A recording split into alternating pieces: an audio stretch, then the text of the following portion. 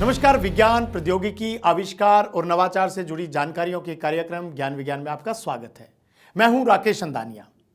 आज हम बात करेंगे कैसे है केचुए किसान के लिए सहायक, बताएंगे क्या है हृदय रोग जानने का सरल और किफायती तरीका, और जानेंगे खेती में उपयोग होने वाले हल के विकास की कहानी। तो चलिए शुरू करते हैं ज्ञान विज्ञान का ये रोमांचक सफर। केंचुओं को हमेशा से किसान का साथी माना जाता है, जो खेती के लिए जमीन को उपजाऊ करने का काम करता है। कोलोराडो यूनिवर्सिटी के एक नए अध्ययन के अनुसार केंचुए फसलों की पैदावार बढ़ाने में काफी योगदान दे रहे हैं।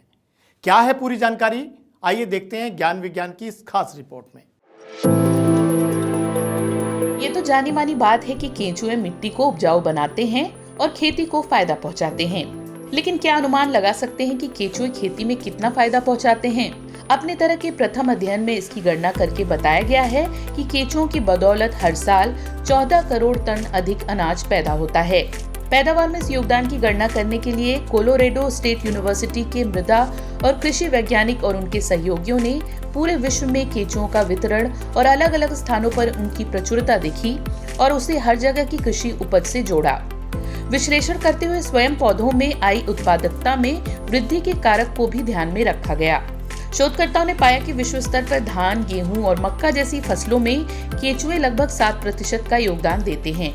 दूसरी ओर सोयाबीन, दाल वगैरह जैसी फलीदार फसलों की उपज वृद्धि में इनका योगदान थोड़ा कम है। फलीदार फसलों में कम योगदान का कारण ये है कि फसलें सूक्ष्म जीवों के सहयोग से स्वयं नाइट्रोजन प्राप्त कर सकती हैं, इसलिए पोषक तत्वों के लिए कृमियों पर कम निर्भर होती हैं। नेचर कम्युनिकेशंस में प्रकाशित शोध के अनुसार ग्लोबल साउथ के कई हिस्सों में केंचुओं से लाभ और भी अधिक है। मसलन अफ्रीका के सब सहारा क्षेत्र में जहां अधिकांश मिट्टी बंजर या अनुपजाऊ हो गई है और उर्वरक उनकी पहुंच में नहीं है, वहां केंचुए पैदावार को 10% तक बढ़ा देते हैं। लेकिन अनुमानों में सावधानी की जरूरत है, क्योंकि केंचुओं के वितरण संबंधी अधिकांश अध्ययन उत्तरी समशीतोष्ण देशों में किए गए थे। शोधकर्ताओं की सलाह है कि मिट्टी में केंचुओं के अनुकूल वातावरण रखने के लिए किसान कम जुताई करें। सघन या ट्रैक्टर से जुताई से इनको ज्यादा नुकसान पहुंचने की आशंका होती है। उम्मीद की जा रही है कि इस प्रकार के अध्ययन नीति निर्माताओं और भूमि प्रबंधकों को मिट्टी की गुणवत्ता बढ़ाने वाले और मिट्टी को स्वस्थ बनाने वाले जीवों की भूमिका पर अधिक ध्यान देने को प्रोत्साहित करेगा।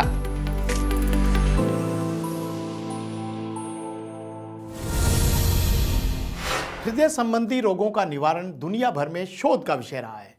विभिन्न शोध हृदय रोगों की जल्दी पहचान और उनके निवारण की तरफ केंद्रित है। अमेरिका स्थित UCLA के शोधकर्ताओं ने इसकी पहचान का एक बहुत ही सरल और किफायती तरीका खोजा है, जो गरीब लोगों तक पहुंच बनाने में सक्षम है। क्या है ये शोध, जानते हैं ज्ञान विज्ञान की स्पेशल रिपोर्ट में।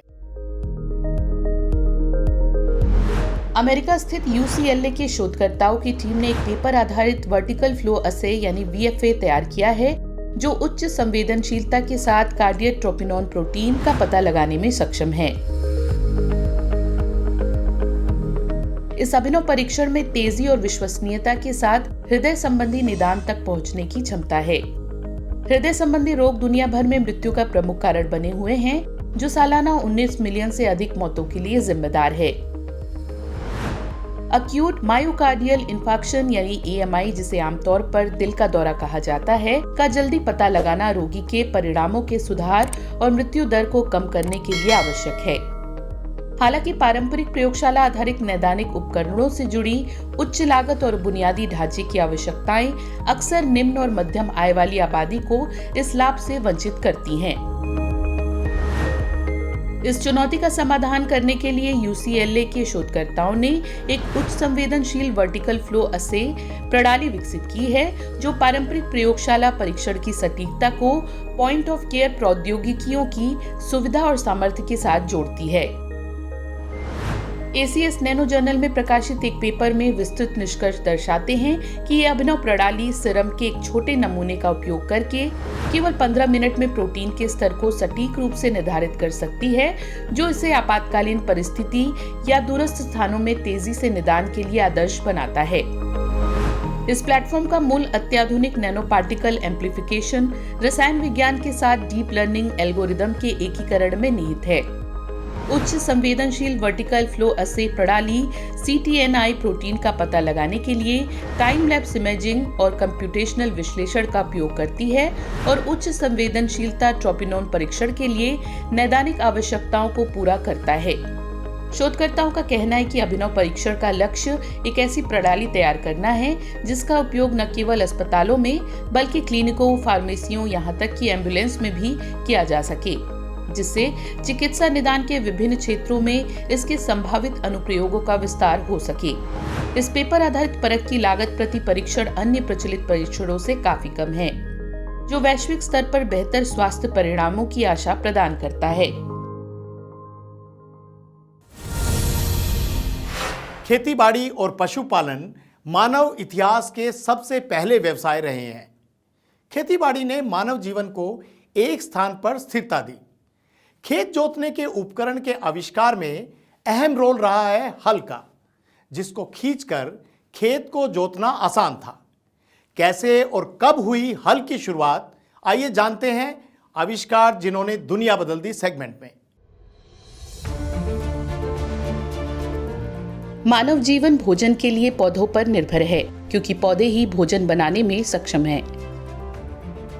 इसी के तहत प्राचीन मानव ने अपने प्रारंभिक व्यवसायों में एक खेती शुरू की। खेती करने की प्रक्रिया ने मानव को एक स्थान पर रहकर जीवन यापन की अनुमति भी दी। खेती करने के तरीके और फसलों के प्रबंधन और सुधार के लिए उसने कुछ निश्चित प्रक्रियाओं का इस्तेमाल किया। खेती करने में अलग अलग प्रोसेस होते हैं: खेत को जोतना, बीज बोना, खरपतवार निकालना और फसल की कटाई, और उनके लिए अलग अलग उपकरण प्रयोग में लाए जाते हैं। उसी में एक उपकरण है हल। खेती को लेकर हल हमेशा से मानव जीवन में एक महत्वपूर्ण भूमिका निभाता आ रहा है। ऐसा माना जाता है कि हल चलाने की शुरुआत लगभग 6000 ईसा पूर्व हुई थी। सबसे प्रारंभिक प्रमाण प्राचीन मेसोपोटामिया से लगभग 4000 ईसा पूर्व का है। हल का सबसे प्रारंभिक रूप मेसोपोटामिया और मिस्र में मिला था। उस समय के हल को अर्ड या स्क्रैच प्लाऊ कहा जाता था।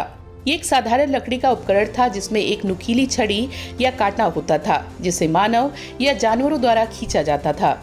रोमन युग में हल का उपयोग व्यापक रूप से होने लगा और इसे अराट्रम कहा जाता था।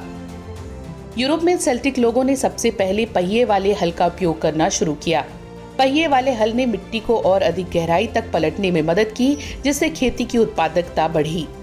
खेती में हल के महत्व को देखते हुए 18वीं सदी में हल में महत्वपूर्ण सुधार हुआ जब मोल्ड बोर्ड का आविष्कार हुआ। मोल्ड बोर्ड ने मिट्टी को पलटने की प्रक्रिया को और अधिक प्रभावी बना दिया और 19वीं सदी के मध्य में अमेरिकी मैकेनिक जॉन डियर ने स्टील का हल बनाया। औद्योगिक क्रांति के दौरान भाप इंजन का उपयोग हल खींचने के लिए किया जाने लगा। इसके बाद 20वीं सदी की शुरुआत में ट्रैक्टरों का उपयोग होने लगा, जिसने खेत जोतने की प्रक्रिया को और अधिक कुशल बना दिया। हल का इतिहास और विकास कृषि के विकास के साथ गहराई से जुड़ा है। प्रारंभिक लकड़ी के हल से लेकर आधुनिक ट्रैक्टर चालित हल तक इस उपकरण ने खेती की तकनीक में क्रांतिकारी बदलाव लाए हैं। आज भी हल का उपयोग खेत जोतने के लिए किया जाता है, जिससे ये कृषि का एक अनिवार्य हिस्सा बना हुआ है। और इस वक्त विज्ञान जगत में क्या कुछ नया हो रहा है, जानने के लिए नजर डालते हैं विज्ञान जगत की ताजा गतिविधियों पर। 2024 के नोबेल प्राइज के विजेताओं के नामों की घोषणा का सिलसिला शुरू हो चुका है। हर साल 6 क्षेत्रों में हुई नई उपलब्धियों और मानव कल्याण के लिए किए गए अच्छे कामों की प्रशंसा के लिए नोबेल पुरस्कार दिया जाता है।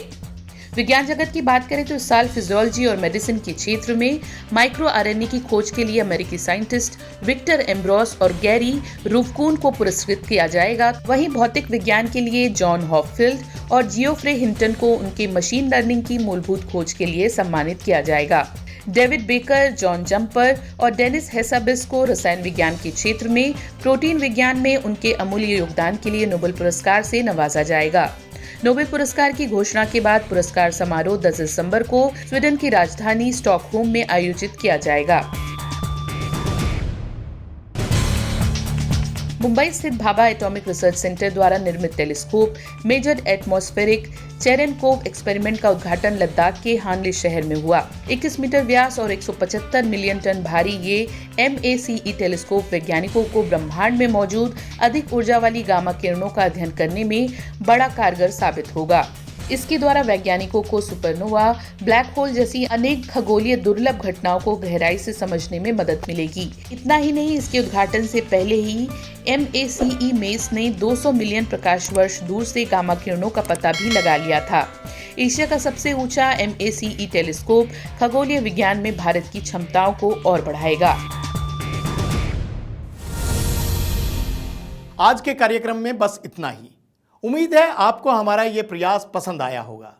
अगर आप हमारे साथ जुड़े रहना चाहते हैं तो हमारे इस चैनल को लाइक करें, सब्सक्राइब करें और अपने दोस्तों के साथ शेयर जरूर करें।